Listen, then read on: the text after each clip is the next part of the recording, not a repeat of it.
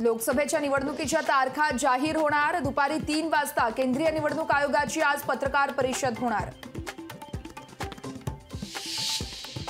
राज्य मंत्रिमंडळाची आज पुन्हा बैठक। निवडणूक आचार संहितेआधी मोठ्या घोषणा होण्याची शक्यता।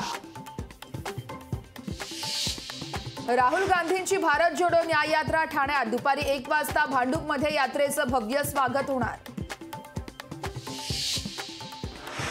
ठाकरे पक्षाकडून दक्षिण मुंबईतून अरविंद सावंत यांच्या उमेदवारीची घोषणा। सावंत यांना पुन्हा निवडून देण्याचं उद्धव ठाकरेंचं आवाहन।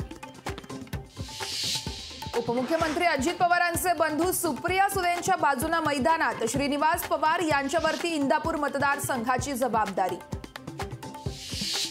कर्नाटकचे माजी मुख्यमंत्री येदियुरप्पा यांच्या विरोधात गुन्हा दाखल।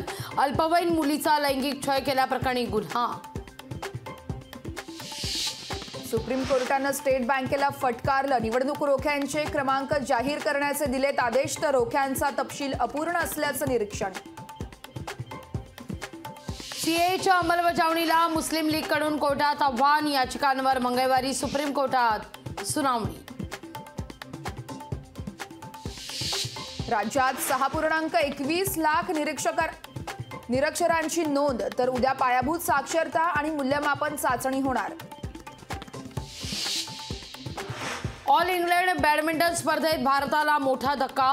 पुरुष दुहेरीत सात्विक आणि चिराग जोडीला पराभवाचा धक्का।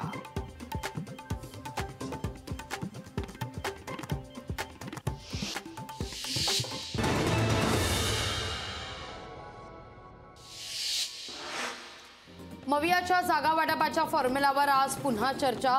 मवियाचे नेते आज घेणार शरद पवार यांची भेट। पश्चिम बंगालच्या मुख्यमंत्री ममता बॅनर्जी यांची प्रकृती स्थिर। गुरुवारी घरात पाय घसरून पडल्यानं झाली होती कपाळाला दुखापत। मुंबईत अनधिकृत बॅनर आणि होर्डिंग्जवर होणार कारवाई। निवडणूक आचार संहितेपूर्वी पालिकेचा निर्णय।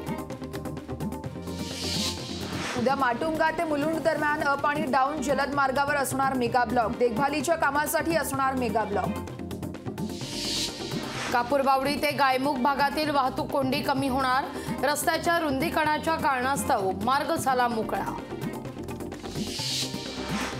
IIT दिल्लीच्या संचालकामुळे एमटेकच्या विद्यार्थ्यांना आत्महत्या केल्याचा कुटुंबियांचा आरोप, तर वरद नेरकरच्या आत्महत्येविरोधात विद्यार्थ्यांची स्वाक्षरी मोहीम।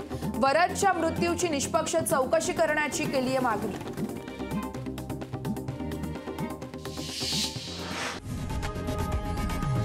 लोकशाही मराठी ऐका, पहा, जागरूक रहा।